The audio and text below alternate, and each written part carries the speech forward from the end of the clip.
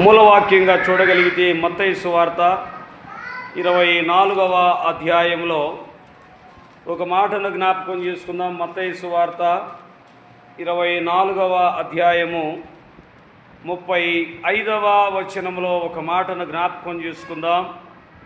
ఆకాశమును భూమియు గతించును గాని నా మాటలు ఏమాత్రము గతింపవు. చిన్న ప్రార్థన చేసుకుందాం. స్తుతులకు కారణభూతుడా యేసయ్య, మీ పరిశుద్ధ పాదములకు వేలాది స్తుతులు స్తోత్రములు తండ్రి. ఈ రాత్రికాల సమయంలో నీ బిడ్డలము ప్రభువా, నీ సన్నిధిలో ఈ రీతిగా చేరి కీర్తించడానికి స్తుతించడానికి అయా నీ లేఖన సత్యములను ఉన్నటువంటి మర్మములను తెలుసుకున్నటకు అల్పుడైనటువంటి మీ దాసుని మీ పక్షమున మీ నిలువబెట్టి అయా మీ మాటలు అయా బయలుపరచుచుండగా అర్థవంతముగా మాట్లాడబడులాగున మీ దాసునికి జ్ఞానమును మీరు అనుగ్రహించండి. మాట్లాడేటువంటి వాడు మీ దాసుడు కాదు, కానీ మీ దాసుని నోటి ద్వారా మీ మాటలు మీ బిడ్డలకు మీరు అందించమని అయ్యా ఈ అంత్యకాల దినములలో ప్రభువా అయా నీ సత్య సువార్తను ఎరిగినటువంటి బిడ్డలమైన మేము మీ అందు భయభక్తులు కలిగి జీవించేటువంటి కృపను మా హృదయములో మీరు మెండుగా మీరు కృమ్మరించమని మా ప్రాణప్రియుడైనటువంటి యేసుక్రీస్తు పుణ్యనామని అడిగి మిక్కిలి వినయంతో బ్రతిమలాడి ప్రార్థించి వేడుకొనుచున్నాము తండ్రి, ఆమేన్.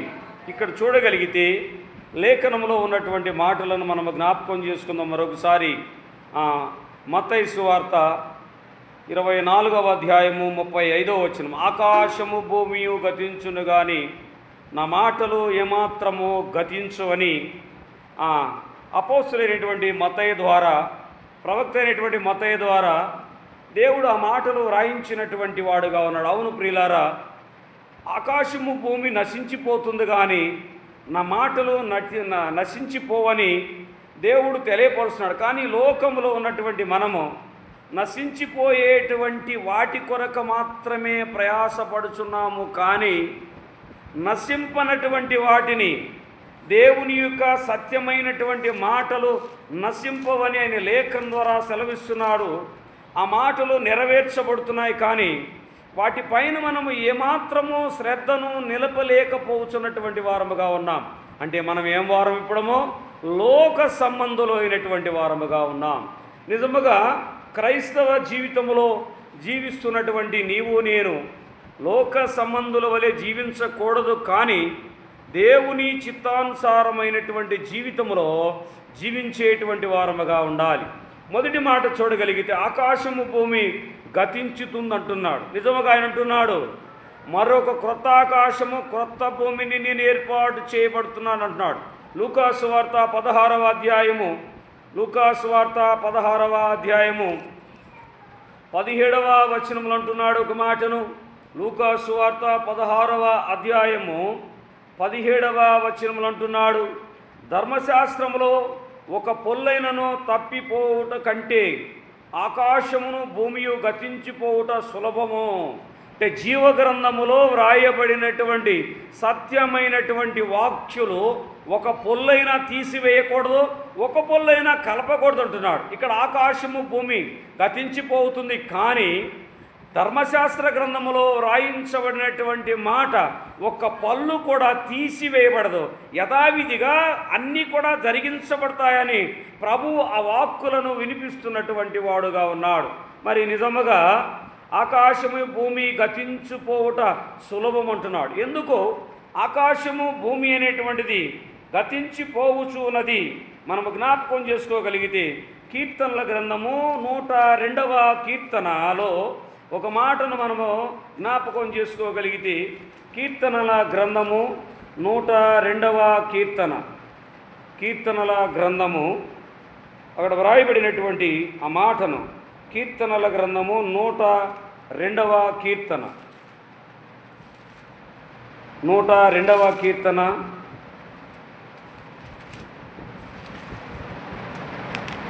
102వ కీర్తన 25వ చరణం నుంచి 27 చరణాలు చూడగలిగితే అంటున్నాడు. చూడండి, పూర్వమే నీవు భూమికి పునాది వేసితివి, ఆకాశము కూడా నీవే నీ చేతి పనులే. అవి నశించును గాని నీవు నిలిచి ఉందువు. అవన్నీ వస్త్రముల వలె పాతవగును. ఒకడు అంగవస్త్రమును తీసివేయనట్లు నీ వాటిని తీసివేయదు, అవి మార్చబడును. నీవు ఏకరీతిగా నుండి వాడవు, నీ సంవత్సరములకు అంతము లేదు. జాగ్రత్త, ఆయన అంటున్నాడు, వస్త్రములు ఏ విధంగా పాతబడునో భూమి ఆకాశం ఆ రీతిగా తీసివేయబడునని కీర్తనాకారుడి చేత వ్రాయించబడినటువంటి ఆ మాటలు మనం చూస్తున్నాం. సహోదరి సహోదరులారా, నిజముగా ఆకాశము భూమి గతించిపోతున్నది, కానీ దేవుని మాటలు యథార్థముగా నిలుచునని అక్కడ లేఖనం ద్వారా మాటలు చూస్తున్నాం. రెండవది చూడగలిగితే, లోకము దాని ఆశలు గతించిపోవును.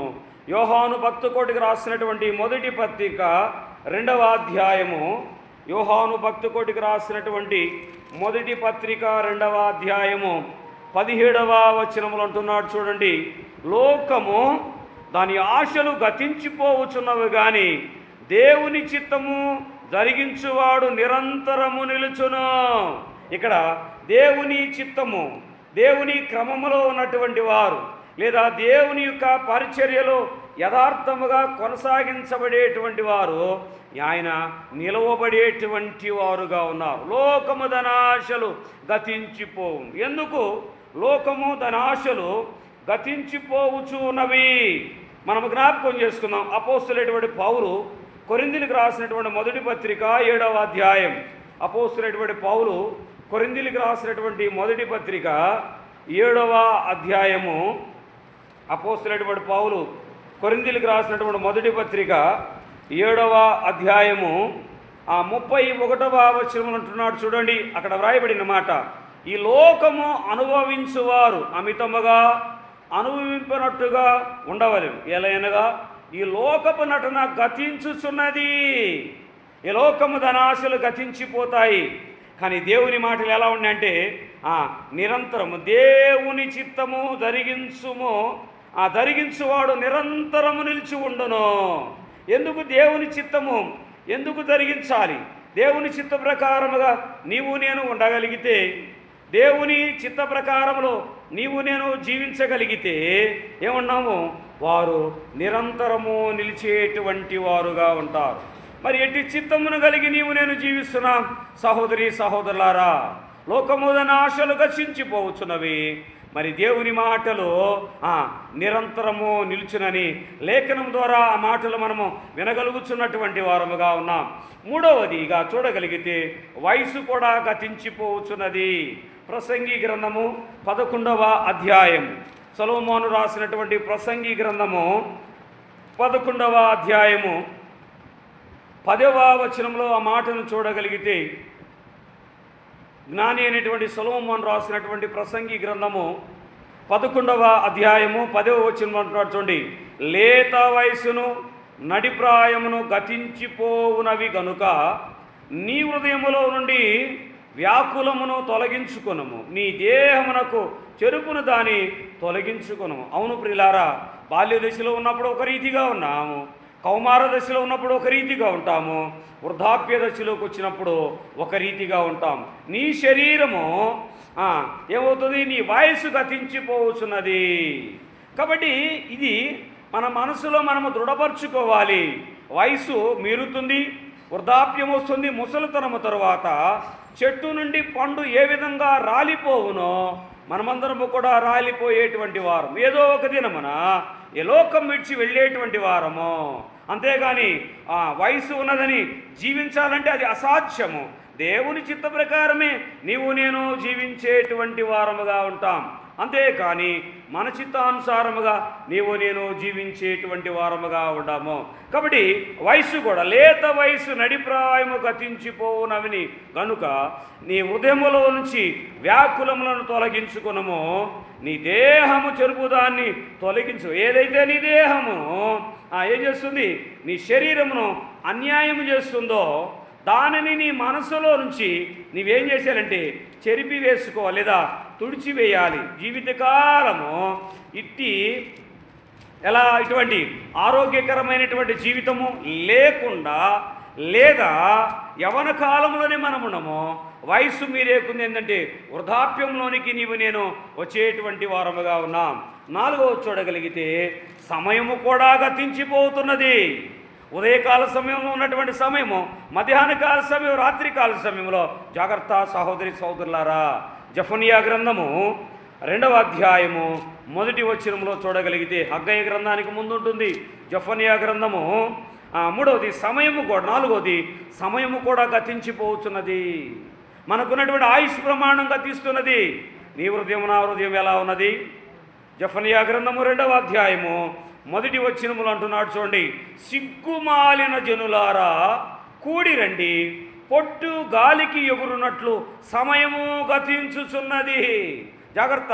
మనం అనుకుంటున్నాం ఇంకా సమయం ఉన్నదిలే, నేను నమ్ముకుంటానులే, దేవుని చెంతకు చేర్చబడి. జాగ్రత్త. ఈ రాత్రికాల సమయంలో నీ ప్రాణమును అడిగితే నీవు ఏమి లెక్క ఒప్పజెప్పేటువంటి వాడవుగా ఉన్నావు. పొట్టు గాలికి ఎగురునట్లు నీలో ఉన్నటువంటి జీవము దేవుని చెంతకు చేర్చబడేదిగా ఉంటుంది. కాబట్టి అన్నారు సిగ్గుమాలిన జనులారా. ఎందుకంటున్నాడు సిగ్గుమాలిన జనులారని? ఎందుకు ఆ మాటను పలికినటువంటి వాడుగా ఉన్నాడు? ఆ మాట అనుటకు కారణం ఏమై ఉంటుంది? ఎందుకు ఆ మాటను అన్నాడు? జెఫన్యా ద్వారా ఆ మాట ఎందుకు రాయించాడు? ప్రజలు ఎలా ఉన్నారంటే దేవుని మీద సొనిగేటువంటి స్వభావం, నమ్మేటువంటి వారుగా లేరు. ఇదే మాట మనం చూడగలిగితే మోషే కూడా ఏమనంటే మూర్ఖమైనటువంటి వారలారా. జాగ్రత్త. ఇక్కడ అన్నాడు సిగ్గుమాలిన జనులారా. ఎవరి సిగ్గుమాలిన జనులు? ఇర్మియా గ్రంథము 6వ అధ్యాయము, ఇర్మియా గ్రంథము 6వ అధ్యాయము 15వ వచనములు అంటున్నాడు చూడండి ఒక మాటను. ఎవరి సిగ్గుమాలిన జనులు? వారు తాము హేయ క్రియలను చేయుచున్నందున సిగ్గుపడవలసి వచ్చెను గాని వారు ఏమాత్రము సిగ్గుపడరో అవమానము నొందితిమని వారికి తోస నెల్లనదు కనుక పడిపోవు వారితో వారు పడిపోవుదురు. నేను వారిని విమర్శించు కాలమున వారు త్రొట్టిల్లుదురని యెహోవా సెలవిచ్చుచున్నారు. ఎవరి సిగ్గుమాలిన వాళ్ళు అంటే దుర్మార్గమైనటువంటి పనులు చేస్తూనే, దేవునికి వ్యతిరేకమైనటువంటి పనుల్లో పాల్గొంటూనే మేము అట్టి పనులు చేయలేదు, అట్టి కార్యములు మేము పాలిభాగస్తులము కావట్లేదని చెప్పుకుంటారు. ఇటువంటి వారినైనా త్రోసి వేసేటువంటి వాడుగా ఉన్నాడు. అందుకంటున్నాడు సిగ్గుమాలిన జనులారా రండి, కూడి రండి. ఎందుకు రమ్మంటున్నాడు? కూడి రమ్మనుడు ఒక కారణము.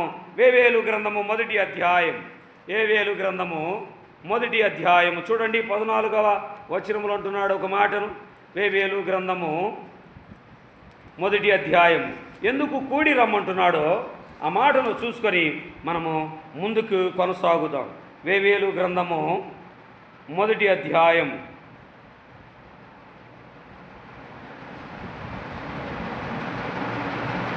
ఆమోసు గ్రంథమునకు ముందు ఉంటుంది చూడండి. వేవేలు గ్రంథము 1వ అధ్యాయము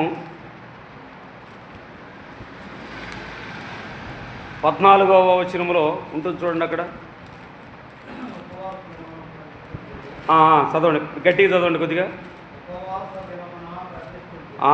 ఉపవాస దినమున ప్రతిష్ఠించుడి.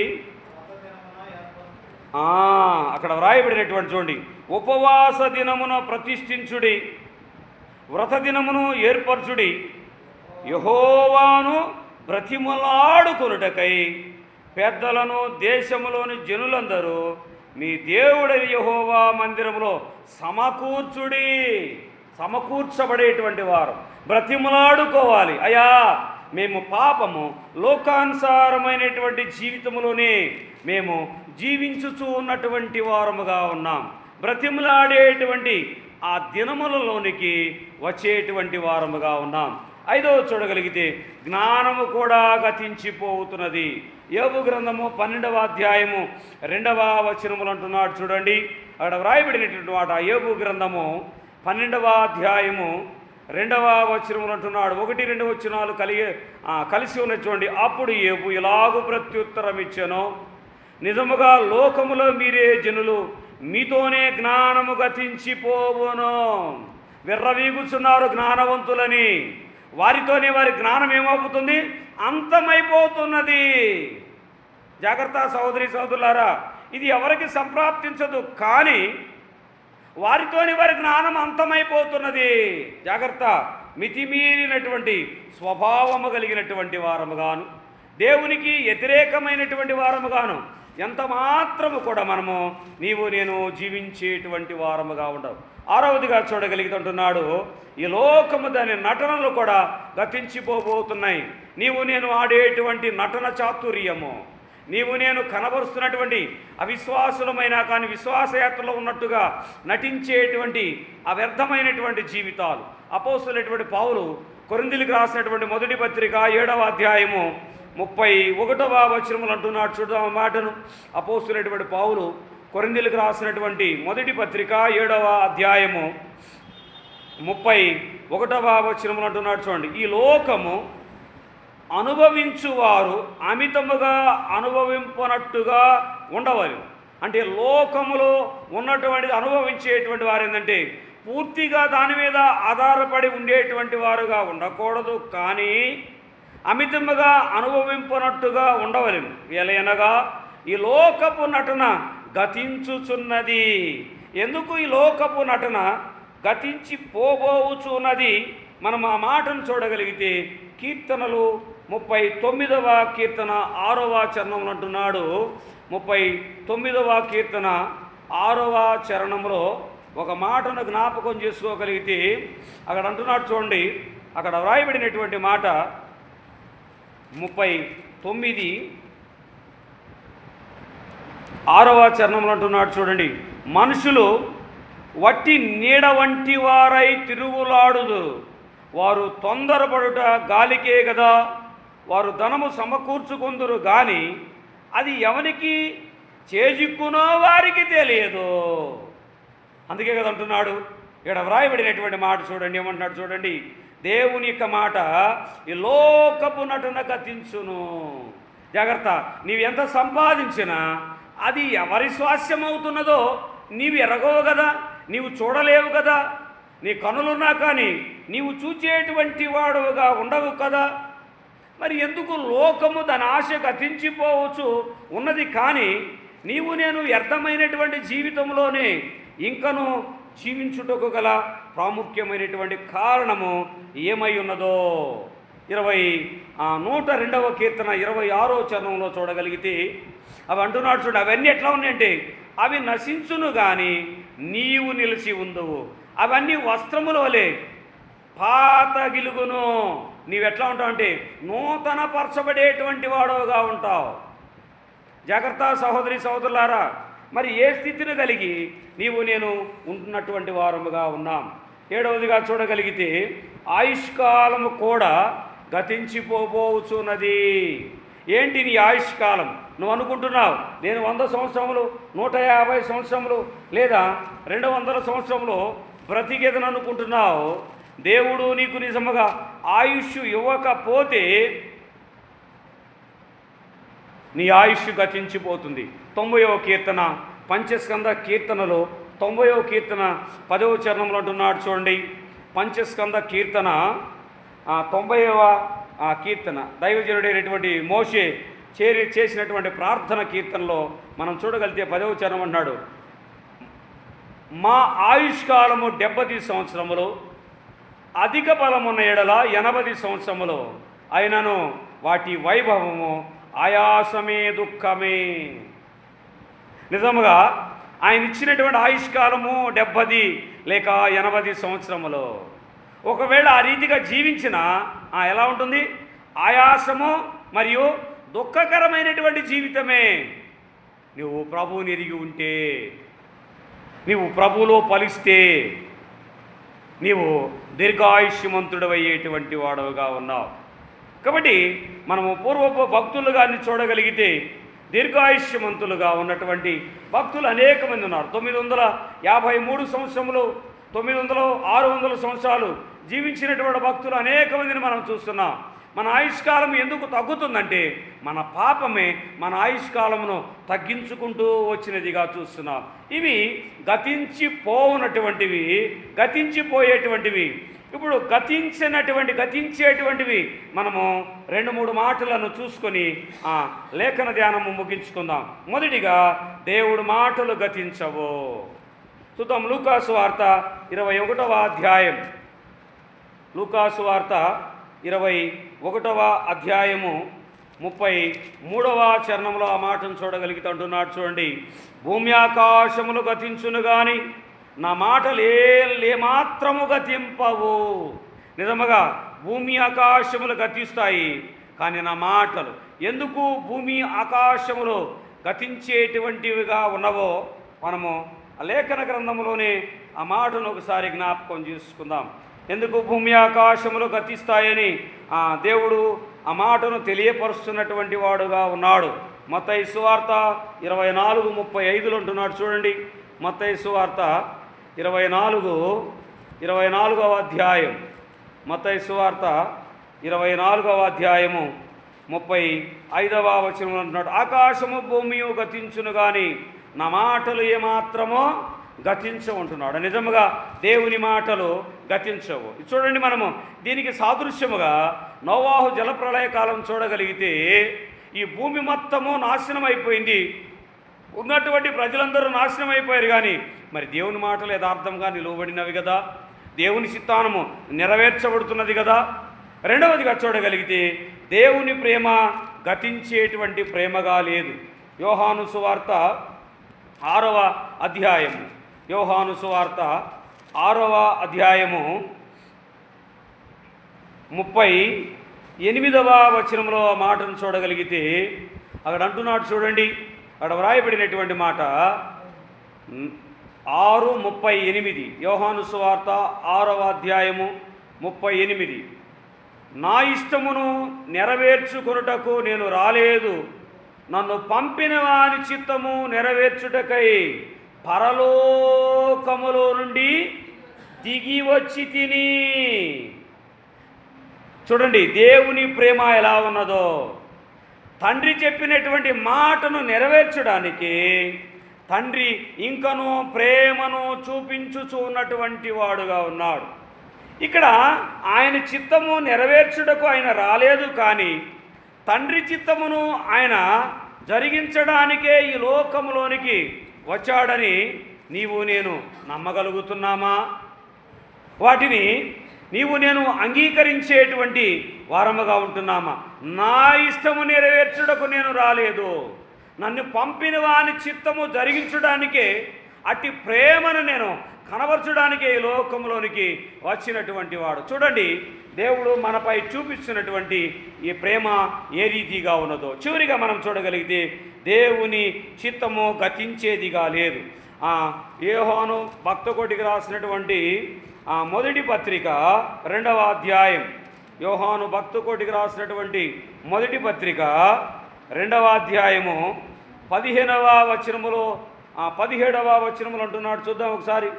15వ వచనములో 17 చూద్దాం ఒకసారి. లోకము దాని ఆశలు గతించుచున్నవి కానీ దేవుని చిత్తము జరిగించువాడు నిరంతరము నిల్చును. ఎవరు దేవుని చిత్తమును జరిగించేటువంటి వారు ఎవరై ఉన్నారు? ఎందుకు దేవుని చిత్తము జరిగించేటువంటి వారు నిరంతరము నిలిచి ఉంటారని దేవుని లేఖన గ్రంథము తెలియపరుస్తుందో ఆ మాటను చూద్దాం. ఎవరు దేవుని చిత్తమును నెరవేర్చేటువంటి వారు? మత్తయి సువార్త 7వ అధ్యాయం. మత్తయి సువార్త 7వ అధ్యాయము. మత్తయి సువార్త 7వ అధ్యాయము 21వ వచనంలో ఆ మాటను చూడగలిగితే ఇక్కడ చూడండి, ప్రభువా ప్రభువా అని నన్ను పిలుచు ప్రతివాడు పరలోక రాజ్యములో ప్రవేశింపబడుడు గాని పరలోకమందున్న నా తండ్రి చిత్త ప్రకారము చేయువాడే ప్రవేశించును. మనం అనుకుంటున్నాం ఏముందులో చనిపోయేటప్పుడు అయ్యా నేను పాపిని ఒప్పుకుంటే పరలోకములోకి వెళ్తామనుకున్నాం. చాలా తప్పది. కానీ ప్రభువా ప్రభు అనేటువంటి చూడండి, ఇక్కడ విచిత్రమైనటువంటి ఆ మాటలు వ్రాయించాడు దేవుడు. పేరుకు మాత్రం నామకార్థ క్రైస్తవులుగా ఉండి ప్రభువా ప్రభు అంటే పరలోక రాజ్యం నెరవేర్చబడు. తండ్రి చిత్తమును జరిగించేటువంటి వాడు, తండ్రి కుమారునికి ఏ చిత్తం అప్పగిస్తే కుమారుని యందు కుమారుని రక్తములో కడగబడినటువంటి మనము కుమారుని చిత్తము నెరవేరుస్తున్నామా? నమ్మకమైనటువంటి క్రైస్తవ జీవితంలో జీవించగలుగుతున్నావా? ఆత్మీయ విశ్వాస స్థితిలో నీ శరీరాన్ని నీవు నలగగొట్టుకుంటున్నావా? నీ ఆత్మను పరిశీలించుకుంటున్నావా? దేవుని చిత్తమును నీవు యథావిధిగా నెరవేర్చగలుగుతున్నావా? నీ సొంత పనులకై వాటిని హెచ్చిస్తున్నావా? దేవుని చిత్తము ఎందుకు నెరవేర్చడం లేదు? జాగ్రత్త సహోదరి సహోదరులారా, ఈ రాత్రికాల సమయంలో గతించిపోయేటువంటి వాటి కోసమే ప్రాకులాడుతున్నాము, కానీ గతించనటువంటి వాటి కొరకు, శాశ్వతముగా ఉండేటువంటి వాటి కొరకు నీవు నేను ప్రాకులాడేటువంటి వారముగా ఉండలేదు. ఇదేనా దేవుని చిత్తము? నీవు నేను నెరవేర్చేటువంటి వారము